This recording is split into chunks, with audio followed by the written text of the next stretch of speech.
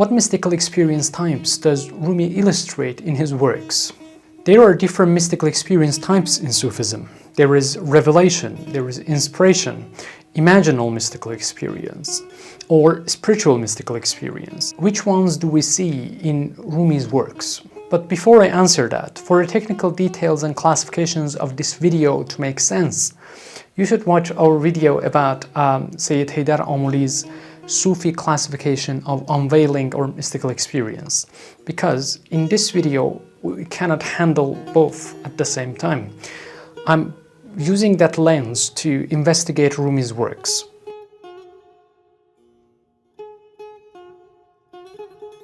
Now, Rumi's works primarily rely on imaginal unveiling, inspirational unveiling, spiritual unveiling, and to a lesser degree, revelatory unveiling. Let us examine each type in Rumi's works. In Islamic metaphysics, mystical experience is mainly associated with Kashf or unveiling. In the Arabic and Farsi, Kashf literally means removing the veil or discovering. As a term in Sufi literature, it refers to a spiritual phenomenon where hidden divine truths are revealed to the Sufi mystic. This process involves the removal of veils obscuring the heart's perception, enabling the mystic to directly perceive the essences of truths beyond the confines of intellectual grasp or sensory experience. As a divine grace, unveiling allows the seeker to directly comprehend the divine presence, gain insights into the spiritual realm, and achieve profound understanding. As a fundamental concept in Sufism, it highlights the path to God as both experiential and mystical, where knowledge is revealed through the heart and the soul's purification.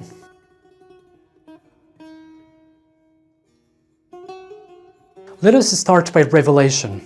Revelation is of two kinds, special revelation and general revelation. The special revelation is granted exclusively to prophets and messengers, but the general revelation is accessible to all beings, including humans, animals, minerals, and even devils. Rumi's works speak of both revelations, highlighting their diverse aspects and implications. Rumi often alludes to the Quranic verse, chapter 16, verse 68, about the revelation to the bee, where God says, "We revealed to the bee to take dwellings in the mountains."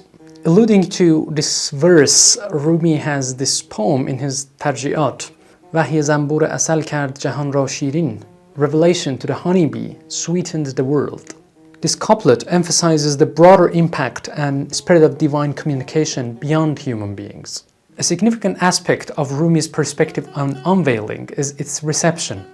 In Masnavi, he describes the ear of the soul as the site of revelation, and the heart as the receptor of hidden revelations. He writes, "Pas mahall wahy gardad goosh jan, wahy che بود گفتنی از حس نهان." Thus, the ear of the soul becomes the place of revelation. And what is revelation? But a truth beyond sensory perception. گوش جان و چشم جان جز این حس است. گوش عقل و گوش زن زین مفلس است. The ear and eye of the soul are unlike these physical senses, for the ear of reason and the ear of doubt are impoverished in comparison. The poem alludes to the transcendental nature of some modes of knowledge. These verses indicate that divine revelations are transcendental and remain inaccessible to the sensory, rational, and speculative faculties. Through these various passages, Rumi acknowledges the universal aspect of revelation and the human capacity to attain this sublime knowledge.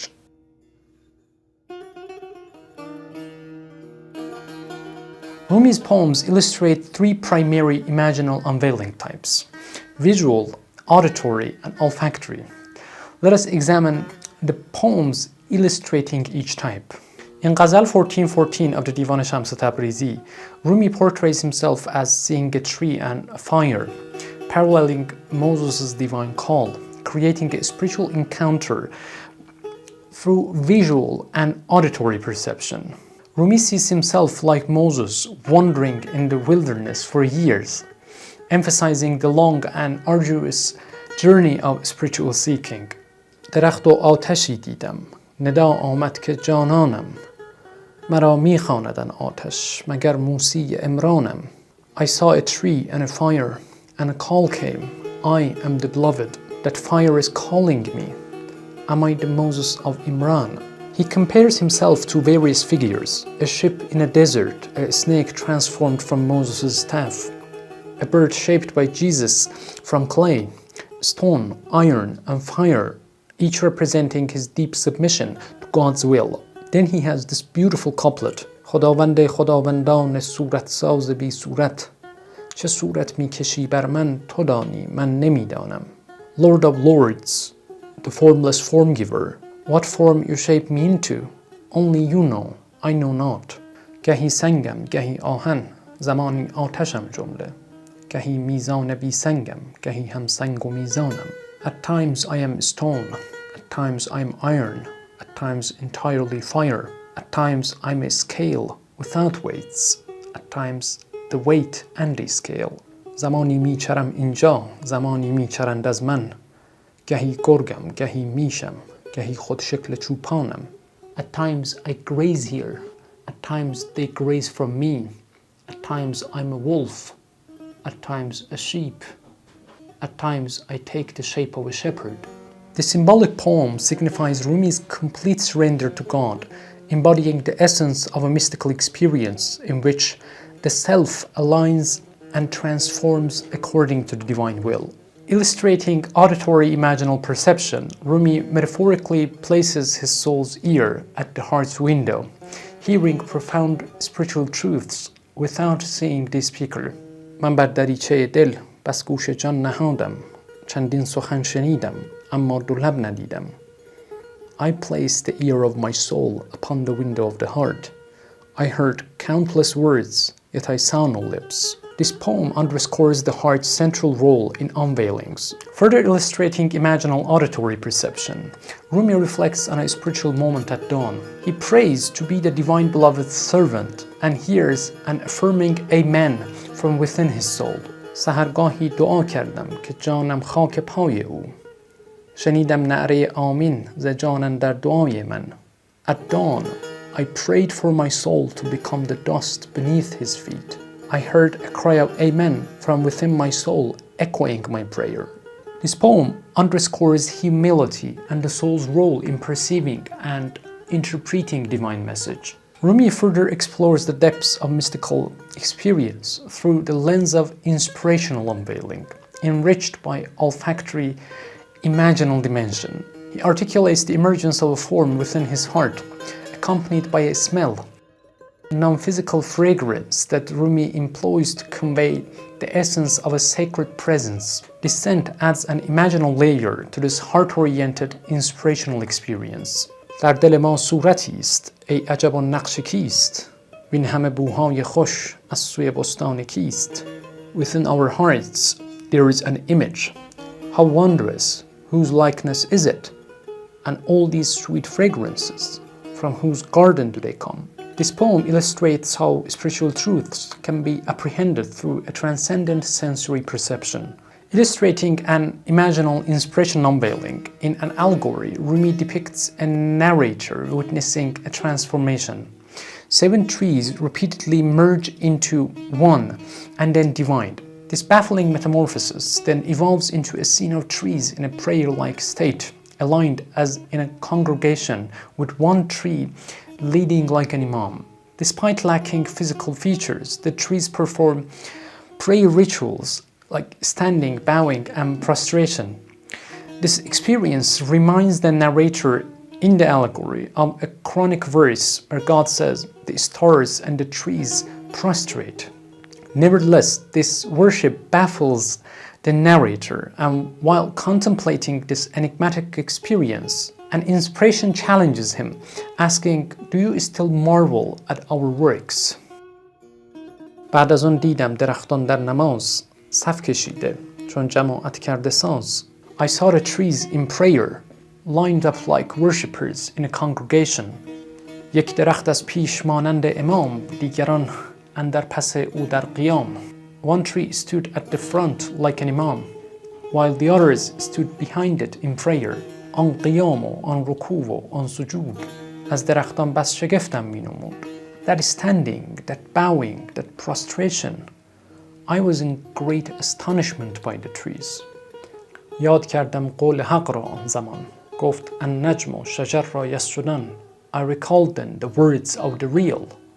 He said the stars and the trees bow in prostration. این درختان را نزانو نمیان این چه ترتیب نماز است آنچنان. But these trees have neither knees nor waists. What kind of prayer formation could this be? آمد الهام خدا کی بافروز می عجب داری ز کار ما هنوز. Then came divine inspiration. O the enlightened one, do you still marvel at our works? This poem suggests that all creation worships the divine, an idea beyond human comprehension, underscoring the rational incomprehensibility of some unveilings. It also suggests that human beings, not just prophets, receive divine inspiration, though those granted to prophets are of course superior.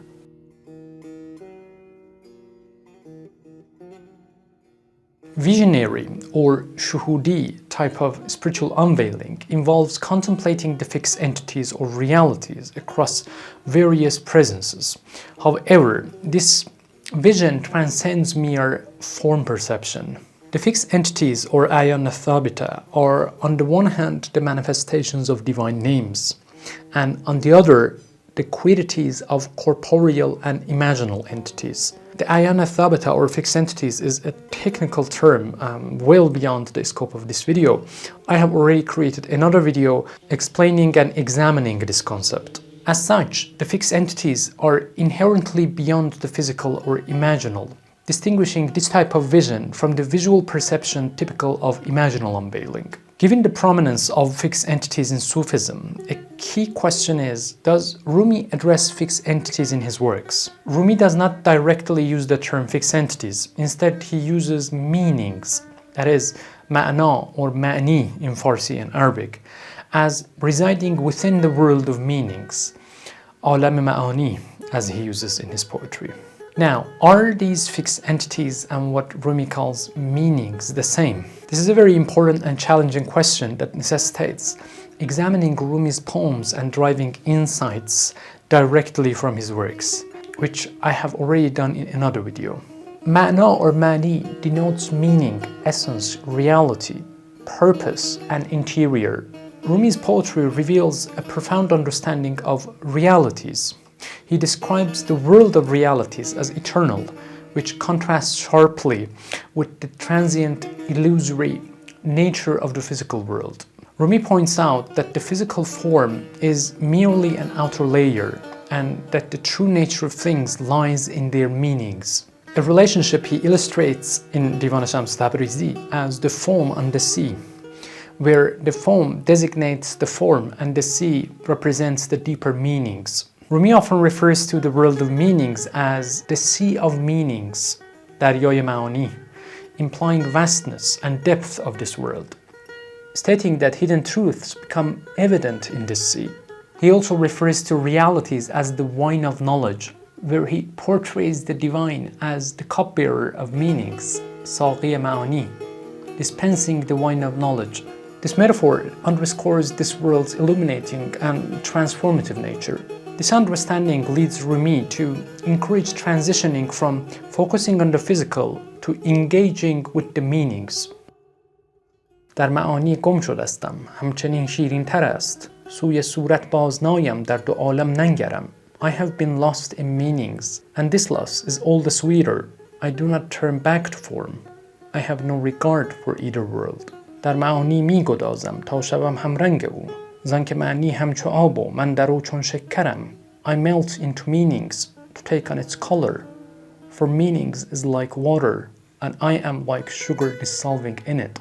من ز صورت سیر گشتم آمدم سوی صفات. هر صفت گوید درآ اینجا که بحر اخضرم. I have grown weary of form and turned toward divine attributes. And each attribute calls me saying, enter here, for I am the emerald sea. Rumi emphasizes the unity of all things in the world of meanings, where there are no distinction and individualities. He also says that meanings, though lacking physical form, are discernible through their physical manifestations. Rumi describes his spiritual journey originating from the world of meanings. He sees his existence as a gradual return to the source. He describes himself as a particle from the mine of reality, gradually returning to the source. من چو از کان معانی یک جوم همچنین جو بدان کام میروم. I'm like a particle from the mine of reality. Particle by particle, to that mine I return steadily. This metaphor conveys that humans descend from and return to the world of realities, implying an ongoing spiritual evolution and union process. The underlying assumption in Rumi's assertion is that, in the circle of existence, the human being's reality is created by the emanation of divine essence through names, forming the meanings, and in return, following the transcendence of human will and qualities, human beings transcend their engendered existence, that is, created existence, returning to the world of meanings and uniting with the divine.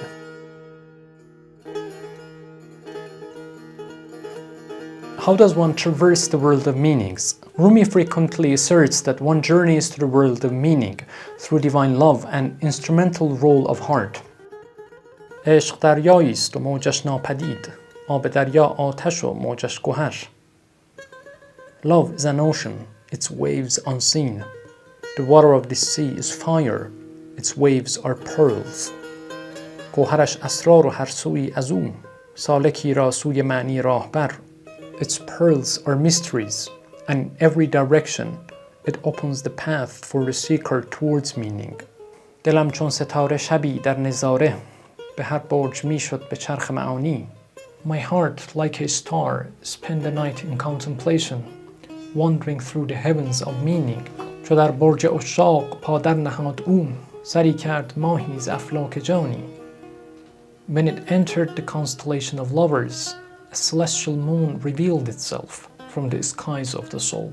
چو آن مه برآمد به چشمم در آمد، زمین در نگنجد از آن آسمانی. As that moon ascended, it filled my gaze. It outgrew the boundaries of the earth. دلم پاره پاره بشد عشق باره، که هر پاره من دهد زو نشانی. My heart torn to pieces by love's charge, each fragment bearing a sign of him.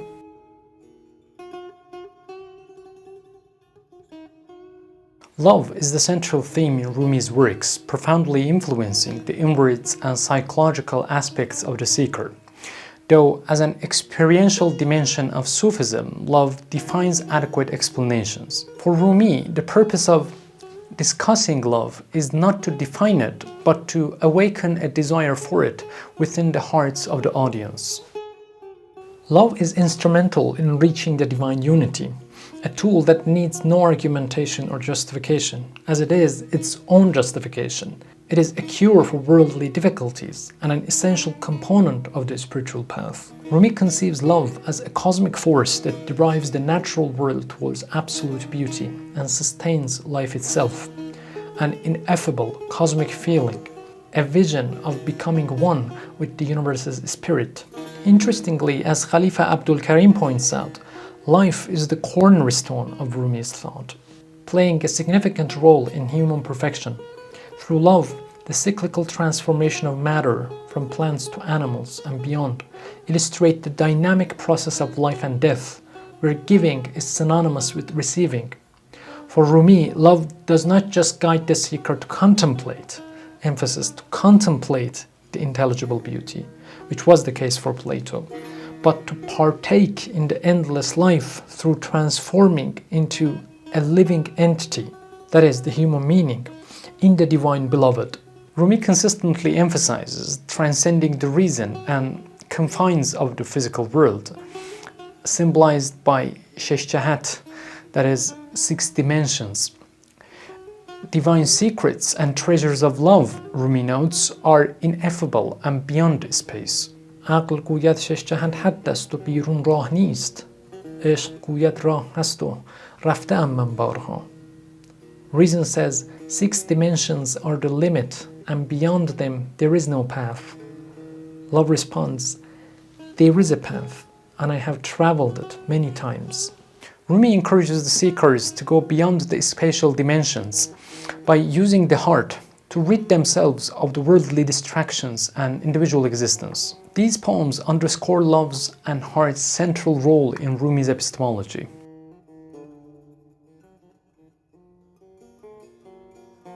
For Rumi, the heart is more than just a physical entity. It is the spiritual center of human being.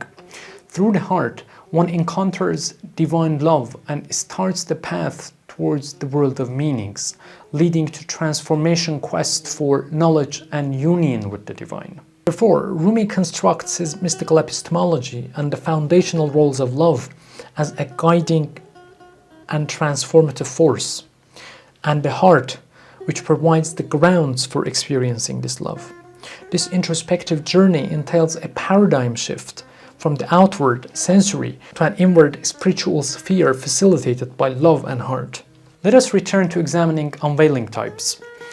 In addition to unveilings that involve contemplating forms, there is a distinct type of spiritual unveiling where no form is perceived. This formless unveiling reveals spiritual realities and truths of the unseen, manifesting realities on different levels, culminating in the journey or connecting to the presence of divine knowledge, representing the pinnacle of spiritual unveiling. Rumi's poetry frequently highlights the ineffable nature of some such experiences. In a ghazal in Divan, Rumi marvels at an ineffable mystical experience. He is astonished by the arrival of something that defies containment and questions how he can express it. He then halts, referring to the experience as a secret, underscoring its ineffability and the sacredness of its mystery. هر کسی در عجبی و عجب من این است کو نگنجد به میان چون به میان می آید. Everyone is in wonder, and my wonder is this: how can what cannot be contained come into the midst? بس کنم گرچه که رمز است بیانش نکنم خود بیان را چه کنم جان بیان می آید. I will stop, though its meaning is a secret I won't reveal. For what need have we for words when the essence of expression arrives? Explaining another unveiling, Rumi navigates various themes of spiritual awakening. He experiences an imaginal unveiling from the divine, advising him to rise above sorrow, agony, and joy, and disregard the fears of malice and envy, underscoring the triviality of earthly concerns. In the final verse, Rumi refers to the indescribable nature of this experience, which even the universal intellect, the faculty epitomizing knowledge, fails to understand. گفتم روزکی دو سه مانده ام در آب و گل بسته خوفم و رجا تا برسد صلای من. I said to God, I am stuck for a few days in this clay and water, bound by fear and hope, awaiting my call to arrive. گفت در آب و گل نی سایه توست این طرف برد تو را از این جهان صنعت جان ربای من. He replied, you are not in this clay and water, it is but your shadow here. My soul captivating artistry will carry you beyond this world. زینچه بگفت دلبرم عقل پرید از سرم باقی قصه عقل کل بو نبرد چه جای من. When my beloved spoke these words, reason flew from my head. The rest of the tale even the universal intellect cannot grasp. What of me? In Ghazal 22:19, Rumi explains the ineffability of an experience using a dialogue with love. Amidst frenzy, Rumi meets love, which advises him to accept and remain silent about things beyond understanding. Love whispers secrets to Rumi, but asks him to not utter them verbally.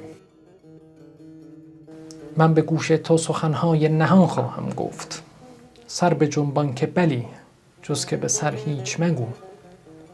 I will whisper hidden secrets into your ear, love said. Just nod your head in assent. Say nothing except with your head. Rumi is then baffled, perceiving a strange entity. قمری جان صفتی در ره دل پیدا شد. در ره دل چه لطیف است سفر هیچ مگو. A moon, a soul-like entity, appeared on the path of the heart. How delicate is the journey on this path of the heart. Say nothing. گفتم ای دل چه من هستین؟ دل اشارت می کرد که نه اندازه توست. این بگذر هیچ مگو. I said, O heart, what kind of moon is this? The heart gestured, this is beyond your understanding. Move on, say nothing. گفتم این روی فرشته است عجب یا بشر است؟ گفت این غیر فرشته است و بشر هیچ مگو. I asked, is this the face of an angel or a human? It replied, This is neither an angel nor human. Say nothing. گفتم این چیست بگو زیر و زبر خواهم شد. گفت می باش چنین زیر و زبر هیچ مگو. I said, what is this? Tell me, or I will be overturned. It replied, remain overturned like this and say nothing.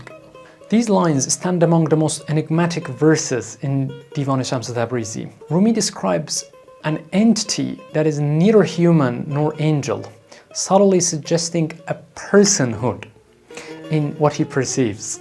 This entity cannot be labeled as a mere divine manifestation, as Rumi acknowledges its personhood. Yet it does not belong to the known categories of beings. What other kind of personhood could exist? Who or what has Rumi encountered? The poem remains ambiguous. The poem navigates the unexplainable aspects of certain spiritual experiences and the limits of verbal expression. It advocates for accepting the unknown and discovering the truth through quiet introspection and inner acceptance. In Divan Shams Tabrizi, Rumi narrates an experience where his soul is revitalized eternally by divine knowledge, depicting wine as knowledge and God as this subsistent cupbearer. This knowledge elevates the soul to everlasting life, transcending tangible and imaginative to, it seems, the meanings in God's knowledge, as it is the only realm where the human being becomes eternal. ساقی باقی چو به جان باده داد عمر ابد یافت و به زستن گرفت. When the subsistent cupbearer offered wine to the soul, it gained eternal life and began to truly exist. As Rumi nears the climax of this experience, he suddenly ceases to elaborate, which is characteristic of Rumi, alluding to divine disapproval. بیش مگو راست که دلبر به خشم جانب من کژنگرستن گرفت.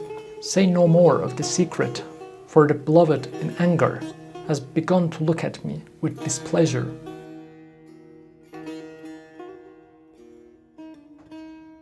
This deliberate pause suggests that in some experiences, verbal expression must defer to silence, highlighting the ineffability of some truths. Rumi's epistemology is grounded in love as the transformative force guiding the seeker, the heart as the center of divine manifestation and spiritual connection, and the sacred intellect as the faculty bridging human understanding with the universal intellect and divine wisdom beyond rationality, while recognizing rationality's limited yet beneficial role. I am aware that the sacred intellect feels unfamiliar in this video. I have deliberately kept it out of this discussion because it requires a thorough investigation and it is central to Rumi's epistemology. I have created another video for that.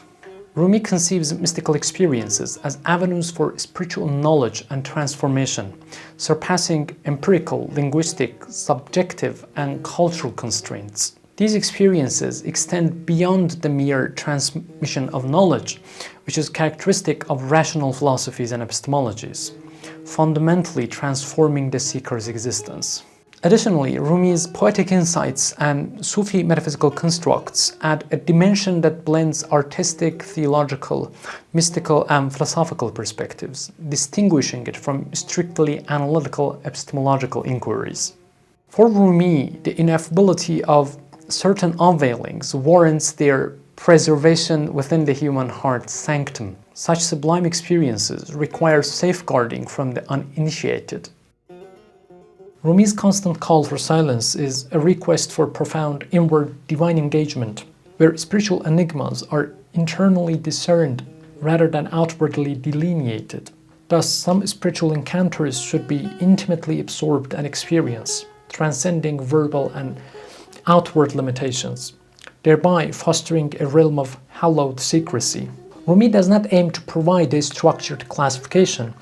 Instead, he uses literary language and poetic devices like allegories, metaphors, symbols, and personification, engaging the reader's reason, emotions, and imagination, making technical and abstract concepts simpler, more personal, practical, and experiential.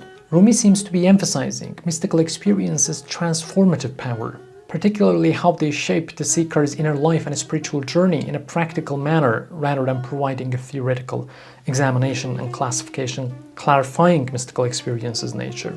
Our poet, unlike analytical philosophers, encourages the readers to experience unveilings and see spiritual transformation themselves. His verses offer vivid, poetic representations that emphasize the transformative power of these experiences, making them accessible to a broader audience. Now that we have reached the end of this video, there is one question. What is the role of the intellect in Rumi's epistemology? I deliberately omitted that aspect from this video because that requires a thorough and separate examination, and I have done that in another video. Thanks for watching. See you next time.